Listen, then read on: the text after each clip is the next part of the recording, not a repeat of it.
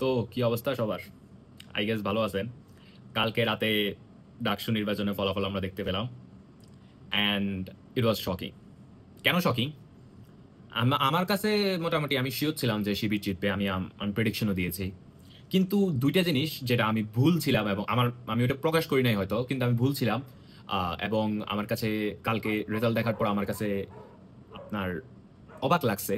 সেটা হচ্ছে যে প্রথমটা, সেটা হচ্ছে অনেক মধ্যমপন্থা এবং নিউট্রাল লোকজন শিবিরকে ভোট দিয়েছে, শিবিরের প্যানেলকে ভোট দিয়েছে। এটা আমার জন্য একটু শকিং ছিল।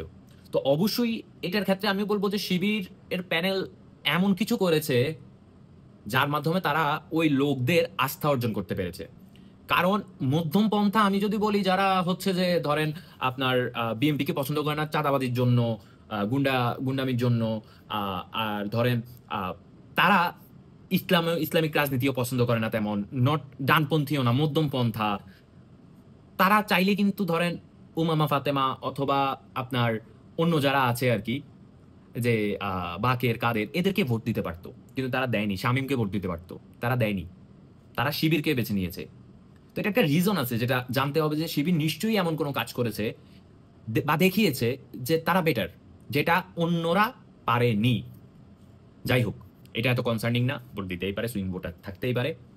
যেটা কনসার্নিং বা যেটা আমার কাছে আরো বেশি শকিং, সেটা হচ্ছে যে নারী হলগুলোতে শিবির কিন্তু মানে বিপুল জয়লাভ করেছে, মানে বিশাল ইয়েতে জয়লাভ করেছে। আমি একটা ভিডিও দেখাচ্ছি, আপনি ভিডিওটা দেখেন।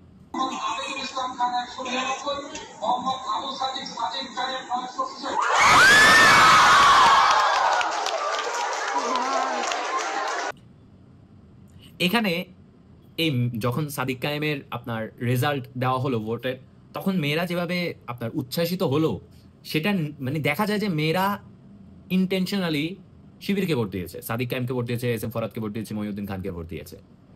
সো হতে পারে যে তারা শিবিরের উপর আস্থা করেছে, হুইচ ইজ গুড। শিবির যদি তাদের প্রমিস রক্ষা করে, শিবির যদি তাদেরকে বলে, তাহলে তারা যে এভাবে এভাবে তারা করবে, এর জন্য তারা ভোট পেয়েছে, সেটা অনেক ভালো। কিন্তু এটা আমার জন্য অথবা অনেকের জন্য একটু শকিং।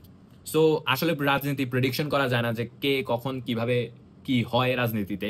এটা একটা বড় উদাহরণ। তো এটা এই দুইটা আমার ভুল ছিল, এই আমার ভুলটা একটু ভাঙলো, এটা ভালো। তো যাই হোক, আসলে শিবিরে জেতাটা আমি আগে ভেবে নিয়েছিলাম যে কেন জিতবে, কারণ দেখেন, ছাত্রদলের প্রার্থী আবিদ, হামিম, এরা কিন্তু প্রার্থী হিসাবে কিন্তু খারাপ না, এরা খারাপ না কিন্তু প্রার্থী হিসাবে। কিন্তু ছাত্রদলের ব্যাকগ্রাউন্ড, বিএনপির ব্যাকগ্রাউন্ড, বা ব্যাকগ্রাউন্ড বাদ দিয়ে আমরা যদি মানে বর্তমান বিএনপির কথা ভাবি, বিএনপি সারা দেশে যা করতেছে, এবং মানুষের মনে বিএনপির ব্যাপারে যে আপনার যে ভুল ভুল ধারণা, না আমি ভুল ধারণা কেন বলতেছি, যে ধারণাটা আছে কিছু কিছু তাদের দলের লোকজনের কারণে, সেটা প্রতিফলিত হয়েছে। এই যে ঢাবির যারা আছে, তারা তো আরো কনসার্নিং, তারা তো প্রতিদিন নিউজ মিডিয়া দেখে, সবকিছু তথ্য যাচাই করে, সবকিছু আছে তাদের কাছে। এই যে বিএনপির কর্মকাণ্ড, ছাত্র দলের কর্মকাণ্ড, এই দলের কর্মকাণ্ড, ওই দলের কর্মকাণ্ড, এগুলো আবিদ এবং হামিম, এরা যারা আছে ছাত্র দলের প্যানেল থেকে, তাদেরকে মানে ভুগিয়েছে, তাদের ভোট লস করেছে অনেক বেশি, যা শিবিরের ক্ষেত্রে হয়নি। শিবিরের হলেও শিবিরের কিছু কিছু বিচ্ছিন্ন ঘটনা আছে, তো সেটা আলাদা কথা, তবে এত বেশি নাই যতটা আমরা ছাত্র দলের থেকে দেখতে পাই। আবার অনেক ক্ষেত্রে আছে যে শিবিরে, আমি অনেকে বলে থাকে ভোট কারচুপি, হ্যান তেন, এটা সেটা। আমি মনে করি না যে that's a good excuse, because আপনি হেরেছেন, এখন আপনি অনেক কিছুই বলতে পারেন, বাট রেজাল্টটা মেনে নেওয়াই আপনার মানে আপনার জন্য সবচেয়ে বেশি ভালো হয়, এবং রেজাল্ট মেনে কাজ করা। তো যাই হোক, আমি একটা জিনিস জাস্ট বলি, শিবির এবং অন্যান্য দলের মধ্যে, বা জামাত ইসলামী বা অন্যান্য দলের মধ্যে অনেক পার্থক্য আছে। আমি এটা কোনো জামাত ইসলামের সুনামের জন্য করতেছি না, কিন্তু এটা সত্য কথা, আমাকে বলতে হবে। যে সত্য কথাটা সেটা হচ্ছে যে যখন সারা দেশে 5ই আগস্টের পর সারা দেশে যখন আপনার বিএনপি নেতাকর্মী বা বিএনপির টপ প্রায়োরিটি ছিল টেম্পু স্ট্যান্ড দখল করা, আপনার বাস স্ট্যান্ড দখল করা, এটা দখল করা, এই বাজারে ইজারা নেওয়া, ওই বাজারে ইজারা নেওয়া, এই দোকান দখল করা, ওই দোকান দখল করা, আওয়ামী লীগের এটা দখল করা, আওয়ামী লীগের ওইটা দখল করা, মানে যারা আওয়ামী লীগের ইয়ে ছিল, এগুলোর উপরে ফোকাস ছিল মেইন। ছাত্র শিবির বা আপনার যারা জামাত ইসলামী বা ওই দলের, ওদের কিন্তু এটা ফোকাস ছিল না। ওদের ফোকাস ছিল আমরা কিছু গুরুত্বপূর্ণ সিস্টেমের জায়গায় আমরা আমাদের লোকজনকে ঢুকাবো, আমরা ধৈর্য ধারণ করব। আমরা ধৈর্য, আমাদের যদি ইচ্ছাও থাকে যে আমরা টেম্পু স্ট্যান্ডার্ডে দখল করব, আমি জানি না তাদের ইচ্ছা আছে কিনা, যদি ইচ্ছাও থাকে সেটা আমরা পরবর্তীতে করতে পারবো। বাট ফার্স্ট যেটা ইম্পর্টেন্ট সেটা করা। তো টপ রাইটের মধ্যে পার্থক্য আছে অন্যান্য দল এবং জামাত ইসলামীর মধ্যে। সো এটা হচ্ছে অনেকগুলো পার্থক্য। এমনকি শিবির যেভাবে হচ্ছে যে তাদের আপনার রাজনীতি করে থাকে, সেটা যদিও গুপ্ত, তারপরেও মানে আপনার তারা যথেষ্ট মেনটেন করে অনেকগুলো জিনিস। যেমন তারা যখন নিজেদের কর্মী অথবা কোনো হচ্ছে সভাপতি সব বা কোনো পোস্ট মানে পোস্টেড নেতা দেয়, পদ দেয় তাদেরকে, তাদেরকে অনেক যাচাই বাছাই করে, which is very good, very good. ঠিক আছে? তো পার্থক্য আছে, এবং সেটা যদি তারা ভালোভাবে কাজে লাগাইতে পারে, সেটা আমার কাছে মনে হয় যে তাদের জন্যই ভালো। এই হচ্ছে কথা। এখন আপনি মানে কথা হচ্ছে যে তারা ক্ষমতায় ক্ষমতায় বলতে মানে ঢাকসুর দখলে আছে। ঢাকসুতে তারা জয়লাভ করেছে, সেটার জন্য তাদের অভিনন্দন আমার পক্ষ থেকে। আমার প্রেডিকশন মিলছে। আমি আগেভাগেই ভেবে নিয়েছিলাম যে ডাকসুতে তারাই জিতবে। কিন্তু এখন কথা হচ্ছে যে তারা কি করবে? তারা যদি ভালো করে, তারা যদি সবার সাথে ধরেন আপনার সমান আচরণ করে, সবার সাথে ন্যায় বিচার করে, তাহলে জাতীয় ইলেকশনে এই ছাত্ররা কিন্তু শিবিরের পক্ষে সাফাই গাইবে। এই যে ছাত্ররা আছে, এই যে ইভেন কি অনেক অনেক ধরেন অ্যান্টি শিবির যারা, তারাও কিন্তু শিবিরের প্রতি যে ধ্যান ধারণা আছে ওগুলো পাল্টে যাবে। ঠিক আছে? আপনি ন্যায় বিচার বলতে কি, যেমন ধরেন আপনার ক্যাম্পাসে যদি একজন হিজাবি নারী থাকতে পারে, নেকাবি নারী থাকতে পারে, তাহলে ক্যাম্পাসে অবশ্যই ওয়েস্টার্ন পড়া মেয়েও থাকতে পারবে। কিন্তু ওয়েস্টার্ন পড়া মেয়ে বইলা যে তাকে হচ্ছে যে হেনস্থা করা হবে, সেটা যেন না হয়, এটা বা সেটা যদি এনেবল করে তাহলে সমস্যা। তো অনেক কিছু আছে, এছাড়া অনেক কিছু আছে। মানে কাইন্ড অফ লাইক আপনি বিশ্ববিদ্যালয় চালাবেন, আপনি অবশ্যই আপনি ইসলামিক সংগঠন এবং আপনি ইসলাম ধর্ম আছেন, আপনার ইসলাম ধর্মের প্রতি কিছুটা হয়তো প্রেফারেন্স থাকবে, but other than that most of the thing must be secular. ঠিক আছে? আপনার এখন এটা এটা যদি শিবির করতে পারে তাহলে তো ভালোই। শিবিরের প্রতি মানুষের একটা ভুল ধারণা যাদের আছে তারা, এবং যাদের প্রত্যাশায় শিবির নির্বাচিত হয়েছে, সাদিক কায়েম, এস এম ফরহাদ এরা নির্বাচিত হয়েছে, তাদের প্রত্যাশা পূরণ হবে। কিন্তু যদি সেটার বিপরীত হয় এবং এদের উপর বিশেষ করে মেয়েদের যদি এই প্রত্যাশাগুলো ভঙ্গুর হয়, তাহলে কিন্তু সেটা সমস্যা হবে শিবিরের পরবর্তী, এবং এটা কিন্তু একটা এক্সাম্পল হয়ে থাকবে। কারণ শিবির এতদিন বলে আসছিল যে তারা কখনো ক্ষমতায় অথবা ওইরকম ইয়েতে যায় না, কিন্তু এখন তারা ক্ষমতায় আছে এবং তাদের কিন্তু সুযোগ নিজেদেরকে প্রমাণ করে দেখানোর। তো যাই হোক, এখন আপনার শিবির হচ্ছে যে শিবির বলতে মানে জামাতে ইসলামী। জামাতে ইসলামীর ব্যাপারে আমি কথা বলতে গেলে আমি বলবো যে জামাতে ইসলামী অন্যান্য ইসলামী সংগঠন থেকে অনেক অনেক অনেক বেটার, অনেক বেটার। এটা হয়তো মানে আমার কাছে বলতে কি বলে মানে বেটার, কিন্তু আমার আইডিওলজি ডিফারেন্ট, কিন্তু তারপরেও অনেক বেটার। এই যে হেফাজতে ইসলাম, হেফাজতে ইসলাম তো পলিটিক্যাল না, তাদের কথা বাদ, বা অন্যান্য যারা আছে যারা হচ্ছে যে পুরো ডেমোক্রেসিটাকেই সরিয়ে দিতে চায়, পুরো ডেমোক্রেসিটাকে সরিয়ে দিতে চায়, সেটা শিবিরে চায় কিনা সেটা দেখার বিষয়। আমার মনে হয় না চায়। কারণ দেখেন, এটা একটা কিন্তু আমার বড় একটা ইনসিকিউরিটি ছিল যে শিবির যদি ক্ষমতায় আসে বা জাতীয় পর্যায়ে যদি কখনো ক্ষমতায় আসে, তারা যদি এসে যদি তারা বলে যে নির্বাচন বাদ, আজকে থেকে আমরা ক্ষমতায়, আর যারা এটার বিরোধিতা করবে তাদেরকে একটা পানিশমেন্ট দেওয়া হবে। দেখেন, শিবির যদি এমন করে তাহলে একটা নিমক হারামি হবে ক্ষমতায়, জনগণের ভোটে ক্ষমতায় আসার পর। আপনি একটা জিনিস চিন্তা করেন, আজকে যদি হাসিনা যদি এখনো থাকতো অথবা অন্য কোনো দল থাকতো, তাহলে কিন্তু তারা কখনো নির্বাচন দিত না। শিবির কখনোই এই পরিস্থিতি এই ডাকসু মানে ইয়ে করতে পারতো না, তারা তো নির্বাচনে বিশ্বাসই করে না। কিন্তু আজ নির্বাচনের ফলে আজ জনগণের যে প্রত্যাশা আছে, যে তারা কাদের দেখতে চায়, ঢাকা ভার্সিটি শিক্ষার্থীদের যে প্রত্যাশা, ছাত্রছাত্রীদের যে প্রত্যাশা, সেটার প্রতিফলন হয়েছে এই ডেমোক্রেসির জন্য, এই ভোটাধিকার জন্য। আদারওয়াইজ সেটা কখনোই হতো না। অন্য কেউ হয়তো জোর করে ক্ষমতা নিতে পারতো, কিন্তু এই যে মানুষ চায়, এই যে ছাত্রছাত্রীরা চায় ঢাকা ভার্সিটি যে শিবির আসুক, শিবিরকে তারা দেখতে চায়, সেটা কিন্তু হতো না।